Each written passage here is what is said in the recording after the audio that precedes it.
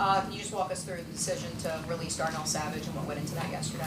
Yeah, just at the end of the day, wish him nothing but the best. And, best just at this time, best for both parties, for him to have a runway to go and get on the grass. And, wish him nothing but the best, though. When we talked to you on Monday, you said after that you were going to talk to Brian Thomas. How'd the conversation go? Where's his head at right now? Yeah, I mean, just like anybody on this team, nobody was pleased with the outcome, right? And we had some good conversations, really good conversations. And everybody was frustrated. But at the end of the day, he's got a great opportunity to bounce back, as does the rest of our team, and feel really confident about that. How important is it getting him on the right track for this offense to be, I guess, what it can be? Yeah, it's huge. I mean, you've got a very talented player that we want to continue to try to get the most out of and put him in a position to continue to be successful and stay and continue to have his back. About your third game week with Travis Hunter practicing, have you guys found a sweet spot how to divide his week and how to make sure he gets better on both sides? I think so. I think we were very intentional last week specifically about some of the volume and mileage that we were looking at deploying, and it showed up on Sunday. There's definitely things to clean up about that in terms of detailing the preparation and making sure that all the formations, all the alignments, but we can help him too and maybe simplify some of that stuff as well for him. But very happy with where things were last week in terms of our organization with him, his preparation, and we kind of continue to do that this week as we continue to just evaluate how many snaps and what it's going to look like each week. Guys on offense say the learning curve's greater as a receiver as opposed to a corner. Is that where the mental side comes in? Is he spending more time on offense? It's right now, honestly, guys, it's pretty split up. It's pretty 50-50 at the moment. But the extra work that he's putting in, on his own, earlier in the mornings before meetings even get started on his own on both sides. So he does have to do, I don't want to call it double time, but it is in a lot of ways a little bit of double time. And so I thought he had a really intentional week last week. The way that he prepared, the way that he practiced, was exactly what we're hunting up. So was definitely pleased, and hopefully it continues to carry over. Is there a worry that Brian taught him as a runner too much in something? I think if anything, we probably have a little bit more encouragement and excitement about where things went last week in terms of being able to handle that workload. And yeah, we've got to manage it though. Like, it's something we are constantly evaluating. We were just meeting a minute ago with Sports Science with Chris Bach about that, and with Jay Kaiser about his schedule and about what it looks like, what the mileage, what we're hoping to get out of today, tomorrow, the whole vision. So is it a concern? No, it's just something that we definitely need to make sure we're constantly evaluating and being able to tweak if necessary. With Anderson and Hunter, how did the Texans challenge you from a pass rush standpoint? Yeah, those guys, it's, obviously being in that division in LA with San Fran, right? Very, very similar structure, the way that they come off the rock, the way that they want to disrupt. We have got to have another sound plan when it comes to protecting the quarterback, but also in the run game, manufacturing different ways to manipulate those guys. Like I said, it takes all 11, but specifically the way that they want to roll off and come off the rock and play. Talented, got a lot of respect for the way that those guys play the game and can be very disruptive. How valuable is it that, on Monday night you have Tampa Bay going up against Houston? Just, obviously the schemes might be a little different now, but just from your past there, having that scheme going in LA week one. So we've got some good formations to work with, like, things that we formationally, conceptually, things that we obviously have and want to sometimes deploy, that it really helps us get a good look at maybe how they'll adjust, how they'll play certain formations, certain motions, certain concepts, what's been helpful, what hasn't worked, things like that. I mean, those are all very, beneficial to have. So it gives us just a little bit different inventory, especially going into only having 2 weeks, right? But those are 2 weeks of good tape for us. I know half the locker room hasn't been here for the last however many years, and you guys too, but how cognizant or aware of the fact that Houston has won in this stadium 7 straight times, 9 out of 10? Does that infiltrate the building in a week like this? I think they're aware. You know, I mean, we've really tried not to look back much, and you know, out last year, whatever it is, we're trying to really go forward. And each year is a new year. Each week is a new week. And look, I think these guys are aware of what is at stake in terms of just the competitiveness between these two teams, and that we haven't had a ton of success. But that's the past, and we're looking forward. And these guys, I think, have the right mentality, the way that they're approaching things, the way that we competed in the first 2 games. Yeah, the outcome last week wasn't what we were hoping for, but these guys continue to play their tails off and are starting to continue to do it physically, and that's going to be this type of game. Coach, how do you strike a balance in the communication between the game doesn't come down to one play, but when there is one play to be made, especially at the end of the game when you're running out of time, right, it's important to make that play. That's a great point. You try to really, you know, at the end of each game, man, guys, whether it's the refs, whether it's the opponent, whatever it is, guys, like that we control our outcome in so many ways. We try not to put it in other people's hands. So when our number's called, when the opportunity presents, we've got to make those plays. It's the teams that make those plays usually win the game, and we've got to continue to learn to do that and to do it out here in practice, to put your mind through those situations as the work week goes, start to visualize yourself making those plays and putting yourself in those positions. But the thing that I do feel is there's a general confidence, I think, from this group right now, even after the result at the end of the last game.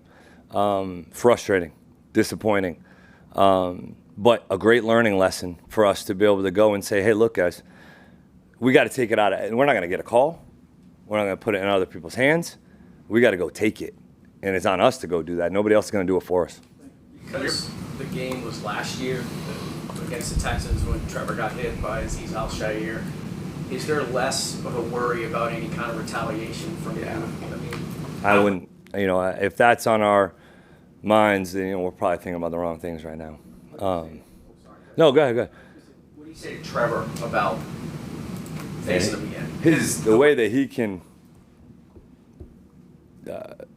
show that he's, you know, continuing to respond is in his preparation, in the way that he's surgical with his footwork, with his reads, like playing the position at a high level and continuing to get better week in and week out, mastering their defensive scheme, knowing what's going to happen, you know, using the formations and motions to be able to undress the defense, like being and playing the quarterback position at a high level and being a surgeon is how he can, if he feels that way. He hasn't brought it up or anything like that. So I just think, you know, continuing to focus on him, on us, on our guys, on our execution, you know, that's how you ultimately respond to anything. Screen team. You know, I think we have multiple different players that can catch them and do something with them, which I've appreciated, whether it's the receiver position, the running back position, or even the tight end position that, you know, we had some up last week, just didn't end up getting to. And I think with our OL being a little bit more athletic and having the ability to run in space really helps. And we've detailed the heck out of them. There's landmarks on every single screen in terms of where we're trying to catch it. What's the timing of the screen? Is it a 2-count screen? Is it a 3-count screen? Is it a set-and-go screen?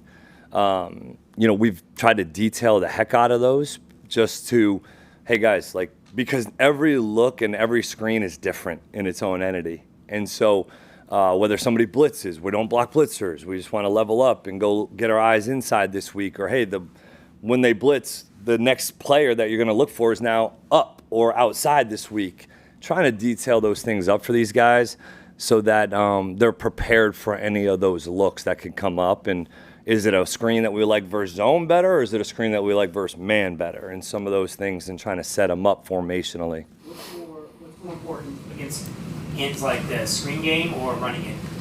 Oh man, that's a great question. I think there's a huge balance there that you want to have.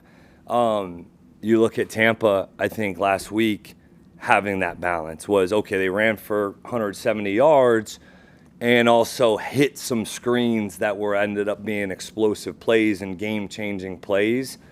So I think that's kind of the balance you're hunting up when you're talking about, trying to neutralize darn good rushers and edge players to help these OL. Like, that's another way that you're helping the offensive line to not just sit there and say we're going to drop back 40 times and put these guys in a position to just go tee off and do what they do best.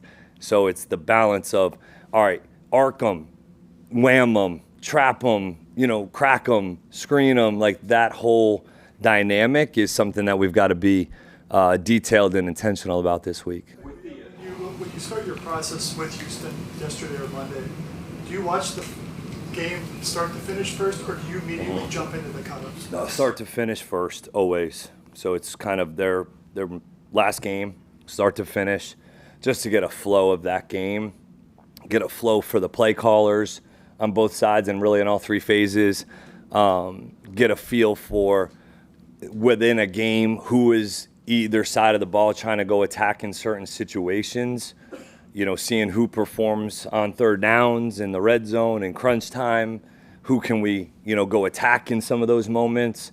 And then you kind of jump into the formation cut-ups, the personnel cut-ups. Okay, where are they at in 2x2 double? Where are they at in 3x1 trips or bunch? How do they handle 1x3 in slot formations? And then you get into the motion tape. So that's kind of how we try to build the game plan and how we start to visualize to attack our opponents. With the 3 safety looks you guys have deployed, is there confidence in Antonio stepping in there, or does it kind of change now that the personnel has changed? No, that's the goal, is to Antonio has flashed some really good stuff since we've all gotten here. Obviously, physically, big dude who can run. And when Antonio's playing confident and playing fast and knows exactly what he's doing, man, he can be disruptive. He can impact the game for us in a positive way. But now this is a great challenge and opportunity for Antonio, and that's what we communicated to him was, man, we've got confidence in you. Now you've got to go and take it and earn it and show it every single day because you have the ability to do so. What kind of advantage do you guys get from having Tootin and Etienne on the field together? Yeah, I mean, we've two guys that both can, we've had success running the football with, and then, both guys that can catch the football and do something with it as well. Tootin on the one screen, it's maybe a 2-3 yard gain, and he splits through, and Anton had an unbelievable block on that play. The effort that he showed on that screen that kind of got out on Tootin on our sideline was great effort, but it's the ability to say, okay, you can put either one in maybe different spots in some ways, but both can catch it and do something with it. I can't coach that. I also, so you can try to design to put them in a position to go get them in space and do what they do best. Washington earned a bigger role on the offense? Absolutely. Absolutely. Parker has, you guys saw it all through training camp, right? And the way that he's continued to ascend and perform, whether it be out in the practice field, in the meeting settings, and then on Sundays. So that was something that when we went into last week, we wanted to get him a bigger role and to get him going. Didn't do a good enough job of that in week 1. Week 2, and that's just a great example of a guy staying the course. And yeah, it didn't, for him personally, show in the stat column on, week 1 against Carolina, right? So how does he work the next week? How does he respond? How does he handle it? And then he goes out on Sunday and makes plays and makes some huge plays for us. So he's absolutely earned a bigger role. Speaking of Parker, how would you evaluate kick return, punt return game, and then coverage too, since I know with the Bengals, the starting field position probably less than optimal? Needs to be improved. We're going to evaluate, the kickoff return thing and just see how many other guys we're going to look at competition back there. We've got to do a better job communicating as an off returner. I mean, last week that that guy was putting them right on the goal line. And those are brutal because you're sitting there and you teach these guys to catch a kickoff in a staggered stance. And so, well, where's the one foot versus the other? That's got to have great communication and trust between those two back there. So that's something we're evaluating this week. And, I mean, Houston has a very good special teams unit, physical, aggressive, fakes. They have speed down the field in all phases. So this is a great opportunity for our unit that, coming off the heels of not our best performance and not the standard, to bounce back against a great team. And then to your kicking game part of it, I know Cam told us he's still trying to get used to this new format. What would you say from that perspective? I have a ton of confidence in Cam. I mean, obviously, he's been lights out making his kicks and that operation, and just, dude, continue to take that confidence into kickoff. And yeah, it's a work in progress, right? And so nobody was ultra thrilled with some of that execution. Cam's one of the first guys up here on Tuesdays on the off day, coming in to make sure that it's getting done right and getting fixed. So got a lot of confidence in that group, and Heath and Luke and those guys in there, and fully anticipate those guys, bouncing back this week. Thanks, Coach. Thanks, guys.